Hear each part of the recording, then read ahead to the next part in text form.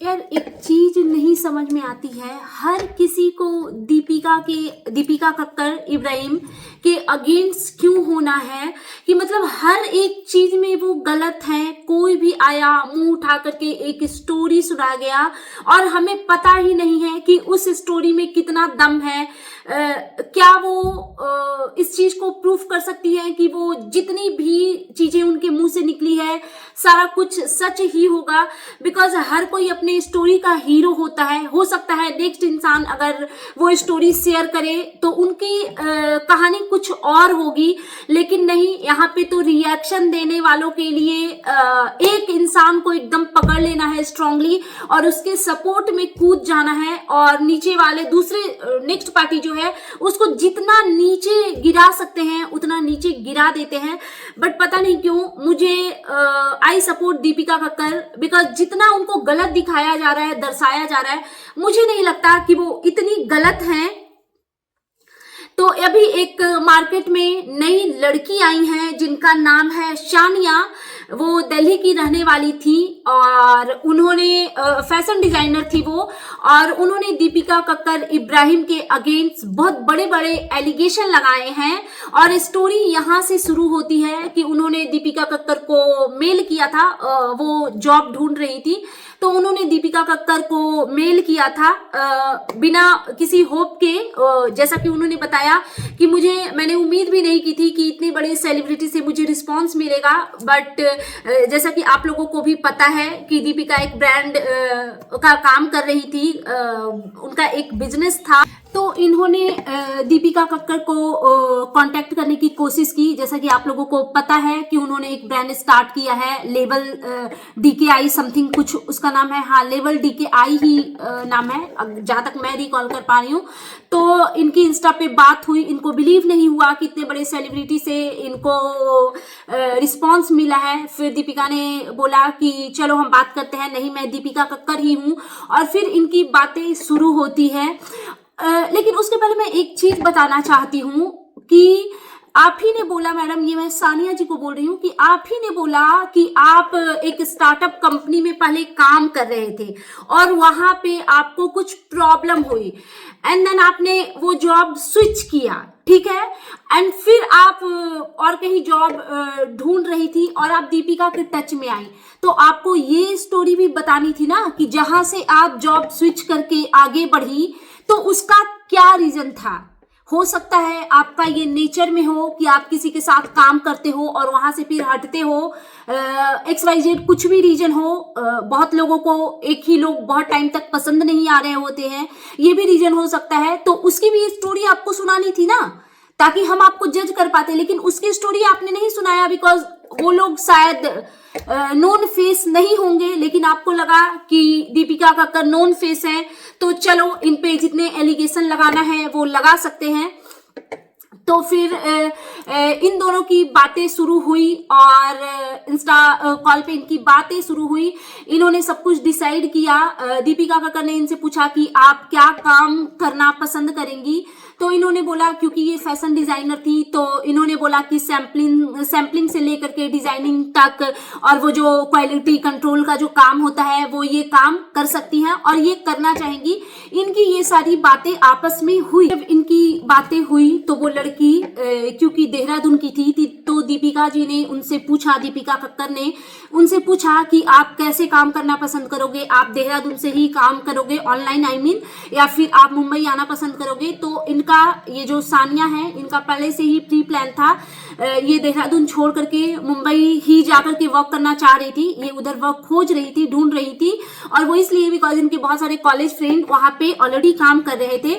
तो इन्होंने बोला कि मैं वहीं पे आकर के काम करना प्रेफर करूंगी, लेकिन इन्होंने एक कंडीशन रखी, खुद के तरफ से ही एक कंडीशन रखी। इस चीज को आप नोटिस कीजिएगा कि मैम आप मेरे लिए इतना कर दो कि आप मुझे कोई रहने की जगह अरेंज करवा दो 1 मंथ के लिए एंड देन फिर मैं अपना ढूंढ लूंगी और शिफ्ट कर जाऊंगी। तो सोचो दीपिका कक्कर ने इनको इतना प्रिविलेज दिया कि आप आ जाओ यहाँ, और मेरी मम्मा रहती है, उनका 2 BHK है, तो एक रूम वो यूज करती है, एक रूम खाली पड़ा है, तो आप आकर के वहां पे स्टे कर सकते हो। और इन्होंने भी बोला कि ओके डन। एंड देन फिर इनकी बातें हुई, और इनको आने में, बिकॉज ये कहीं पे ऑलरेडी काम कर रही थी, तो ऐसा नहीं होता कि कहीं पे आप क्विकली काम छोड़ करके जब मन करे चले जाओ, तो ये शायद नोटिस पीरियड पे होंगी, तो इनको आने में कुछ टाइम था। तो दीपिका कक्कर ने बोला कि जब तक आप वहां पे हो तो वहीं से आप काम करो मेरे लिए, तो और उसका मैं इतना अमाउंट आपको पे करूंगी। तो इन्होंने बोला, बिकॉज ये ऑलरेडी कहीं पे काम कर रही थी, तो इन्होंने बोला कि चलो ठीक है मैं काम कर दूंगी जितना मेरे से पॉसिबल होगा, बिकॉज ये जहां पे भी काम कर रही थी वहां पे इनके ऊपर ऑलरेडी ओवरलोडेड वर्क थे। तो फिर भी इन्होंने हाँ बोला, और उन्होंने भी उस चीज से एग्री किया। ऑल्सो इनके बीच में सैलरी की भी बात हुई। दीपिका कक्कर ने इनसे पूछा कि आप कितना सैलरी एक्सपेक्ट करते हो मेरे से, तो इन्होंने सैलरी नहीं बताया कि इनको कितना चाहिए, बट हाँ जो इन पुराने कंपनी में जो ये काम करती थी वहां पे जितनी इनकी सैलरी थी वो अमाउंट इन्होंने बताया, उसका इन्होंने स्क्रीनशॉट भी दिया है कि इतना मुझे ऑलरेडी वहां पे मिल रहा था। तो दीपिका कक्कर ने इनको बताया कि मेरी अभी स्टार्टअप है, बहुत छोटी सी कंपनी है, और मेरे पास उतना बजट अभी के लिए नहीं है, तो मैं इतना ही पे कर पाऊंगी। अच्छी बात है ना कि उन्होंने आपको सब कुछ पहले से क्लियर किया, ऐसा तो नहीं है कि काम करवा के पैसे नहीं दिए, तो इन्होंने भी उस चीज को डन किया। आपको लगा होगा कि हाँ मेरा इतने अमाउंट में वहां पे काम वाम हो जाएगा, तभी आपने एग्री किया। तो फिर इन्होंने भी एग्री किया, फिर इन लोगों ने टिकट्स वगैरह करवाए, ये अपने पेरेंट्स वगैरह को ले करके वहां पहुंची। सब कुछ ऐसे ही चल रहा था। ये जो सानिया मैडम है दीपिका कक्कर के लिए डिजाइनिंग कर रही थी, इसी बीच में दीपिका कक्कर दिल्ली जाती हैं कुछ अपने अदर वर्क से। तो इन्होंने सानिया को कांटेक्ट किया कि मैं दिल्ली आई हुई हूँ, तो एक बार आप आ जाओ, एक मीटिंग हो जाएगी। तो ये वहां पहुंची, इनकी आपस में बातचीत हुई, सारी चीजें फिर से डिस्कस हुई कि कैसे क्या काम वाम करना है। एंड देन फिर ये दीपिका कक्कर रिटर्न हो गई मुंबई, और ये फिर अपने घर गई और इन्होंने पैकिंग वैकिंग की, और फिर इन्होंने मुंबई का टिकट लिया। और जब ये मुंबई आने वाली थी तो इन्होंने दीपिका को कॉल किया कि मैम मैं आ रही हूँ या आ गई हूँ समथिंग कुछ। तो उन्होंने बोला कि मैं एक शादी में बिजी हूँ, किसी फ्रेंड वगैरह की शादी थी उनकी। तो तब तक के लिए इनकी जो सानिया की मदर है उनकी कोई फ्रेंड है, उनके घर पे ये लोग स्टे कर रहे थे।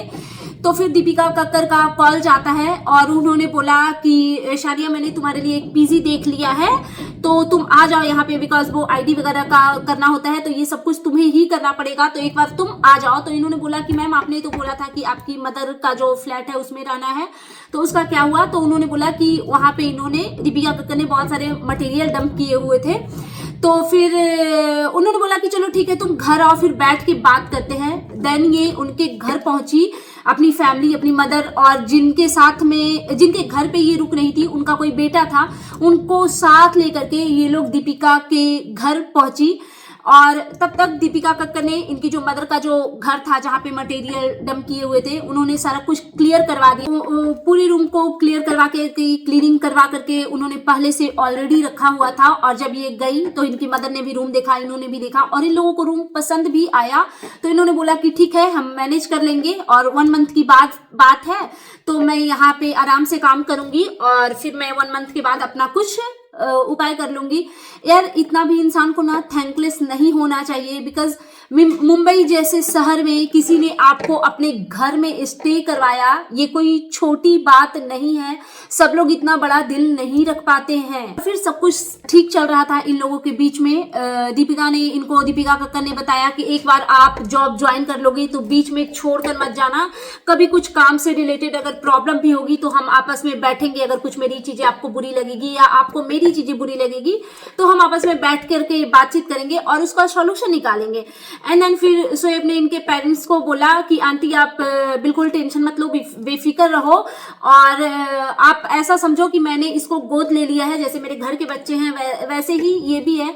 तो यार इतनी बड़ी बड़ी बातें, इतना बड़ा दिल कोई नहीं रखता। इतना बड़ा सेलिब्रिटी होकर के आपको अपने घर में आप अपने ही घर में रखा और आपने उनके साथ जो किया उस चीज को मैं बिल्कुल भी सही नहीं मानती हूँ। अगर आपके साथ कुछ भी चीजें हुई थी तो आपको ये ऑफ कैमरा इस चीज को सॉर्ट आउट करना चाहिए था, ये नहीं कि पब्लिकली आकर के उन चीजों का तमाशा बनाना चाहिए था। इस चीज से उनका तो नुकसान होगा ही होगा, बट आपको भी आगे कोई काम देने में झिझक रखेगा ही। आपको भी इतना इजीली हर जगह पे अच्छी तरीके से काम मिलना अब थोड़ा कम पॉसिबल है, तो वीडियो लंबी हो जाएगी बहुत। मैं एक शॉर्ट में मैं स्टोरी सुनाती हूँ कि इनका ये कहना है कि इनके तरफ से कुछ चीजें हुई तो दीपिका कक्कर ने इन पे बहुत ज्यादा गुस्सा किया, और जब ये गुस्सा कर रही थी तो नीचे वाले फ्लैट में थी ये और घर में कोई नहीं था। उस दिन इन्होंने रात में खाना नहीं खाया और सारे रिएक्शन चैनल वाले इस चीज पे बहुत मुद्दा बना रहे हैं और बहुत बातें बना रहे हैं। हर एक तरीके से दीपिका कक्कर को, शोएब को निगेटिव दिखाना है। तो मैं एक चीज पूछना चाहती हूँ उन रिएक्शन चैनल वालों से, क्या कभी आपने अपने वर्कर पे लाइफ में कभी गुस्सा नहीं किया है? लिटरली सच पूछना, अपने ही मन से पूछना, बिकॉज ये ह्यूमन नेचर है यार। हमारे खुद के बच्चे भी अगर कुछ गलती करते हैं ना, हम उनको डांट देते हैं। अगर हमसे कुछ गलती हो जाती है, हम एवरीडे किचन में खाना बनाते हैं बट हमसे कुछ मिस्टेक हो जाता है, तो हमारी चाहे वो मम्मी हो, मदर इन लॉ हो, तो वो लोग टोकते हैं कि इसको ऐसे ना ऐसे करो। तो अपने वर्कर के साथ में थोड़ा सा हो जाता है। और ये जो इनका जो फैशन डिजाइनिंग का काम था, वो रोटी बनाना नहीं है कि एक गोल हो गया एक टेढ़ा हो गया तो चल जाएगा, नहीं। अगर कुछ काम गड़बड़ हुई है ना, उसमें लाखों का नुकसान होता है, तो हो सकता है हाइपर होकर के उन्होंने गुस्सा करा होगा आप पे। आई डोंट थिंक कि ये कोई इतनी बड़ी बात है जिसके लिए आपको इतना मुद्दा 45 मिनट का वीडियो मैं नहीं देख पाई इनका, बिकॉज इतनी लंबी वीडियो का कोई मतलब ही नहीं बनता है। और अब तो इनका पार्ट 2 भी आ गया है, तो शायद ये चाह रही है कि दीपिका कक्कर के नाम से इनका चैनल ग्रो हो जाए। शायद ये भी यूट्यूबर बनेंगी। फैशन डिजाइनिंग में इनको लग रहा होगा कि सैलरी कम है, तो ये बेस्ट चीज है, बिकॉज इनको भी पता है कि दीपिका कक्कर बहुत ज्यादा ट्रोल होती हैं। तो चलो, इनका मुद्दा बना करके अपने चैनल को ग्रो किया जाता है, बट ये बिल्कुल भी इंसानियत नहीं है। मतलब इतना थैंकलेस कोई कैसे हो सकता है? बहुत गलत है यार। ऐसे तो कोई किसी पे ट्रस्ट करने में डरेगा।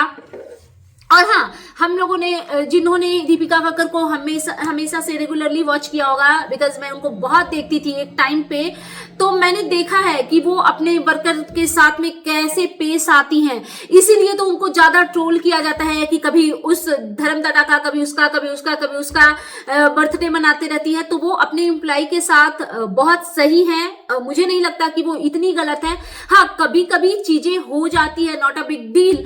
क्या हम अपने वर्कर पे कभी गुस्सा नहीं करते हैं? अगर मैं इस चीज को सोचूं तो यार हमारे साथ भी ऐसी चीजें होती है, चाहे वो हाउस हेल्पर हो, या ऐसा नहीं कि हम उसे झापड़ मार दें या उसे जलील करें, बट अगर सामने से कुछ गलती होती है और वो कोई बड़ी गलती होती है तो हम खींच जाते हैं कि अरे यार ध्यान देना था ना, ये कैसे ऐसे कर दिया।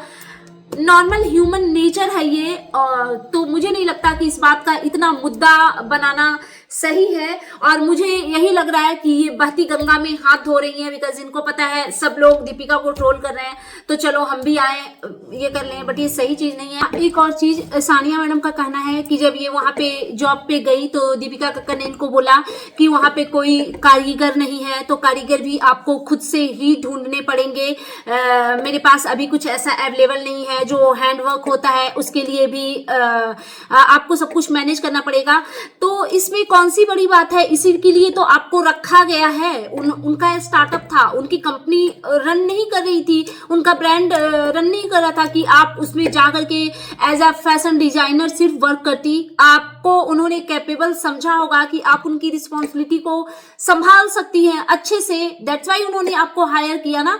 शायद उसी चीज का वो पे कर रहे थे। और जैसा कि आपने बताया कि मुंबई से, देहरादून से जो आपने काम करी और जितना अमाउंट आपकी बात हुई थी, आप जब मुंबई गए तो उन्होंने आपको पे भी किया। कुछ लोगों का ये भी कहना है, मैं कमेंट बॉक्स में भी देख रही थी, जो रिएक्शन चैनल पे दीपिका कक्कर के लिए वीडियो बन रहे हैं, उनका ये भी कहना है कि एक तो उनके ब्रांड में इतने कॉस्टली कपड़े हैं कि नॉर्मल लोग खरीद ही नहीं सकते, हमारे आपके जैसे लोग नहीं खरीद सकते, रिच लोग ही खरीद सकते हैं।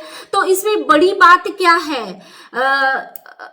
पुअर पीपल के लिए भी हर चीज हर जगह पे अवेलेबल है, वैसे ही रिच लोगों के लिए भी हर चीज हर जगह पे अवेलेबल है। जब आप किसी अच्छे स्कूल में जाते हो ना, तो वहां पे आप एक्सक्यूज नहीं दे सकते हो कि हमारी कम सैलरी है और हम इतना ही पे कर पाएंगे, इससे ज्यादा मेरे से नहीं होगा। तो स्कूल वाले बोलते हैं ना, फिर आपके लिए गवर्नमेंट स्कूल है, सरकार ने आपके लिए बंदोबस्त करके रखा हुआ है, तो आप अपने लेवल की जगह पे जाइए। अगर किसी के ब्रांड में सिर्फ कॉस्टली कपड़े मिल रहे हैं तो ये उनकी गलती है क्या? ये उनकी गलती है। आपको ध्यान में रख करके उन्होंने अपना ब्रांड नहीं, स्टार्टअप जो भी उन्होंने शुरू किया है ना, वो आपको ध्यान में रख करके नहीं स्टार्ट करा है। सो दैट्स इट, ये था मेरा आज का रिएक्शन वीडियो दीपिका कक्कर के सपोर्ट में। एंड प्लीज मेरे चैनल को सब्सक्राइब करें, वीडियो को लाइक करें, फैमिली एंड फ्रेंड्स के साथ शेयर करें, बेल आइकन दबाएं ताकि आपके पास नोटिफिकेशन जा सके। और प्लीज मेरे श्वेताज फैशन वर्ल्ड को भी सब्सक्राइब कीजिए, फेसबुक पे भी फॉलो कीजिए श्वेताज फैशन वर्ल्ड को, और इंस्टा आईडी है मेरी श्वेता शर्मा 7397, तो प्लीज उस पर भी मुझे फॉलो कीजिए। That's it, bye bye guys, take care, lots of love.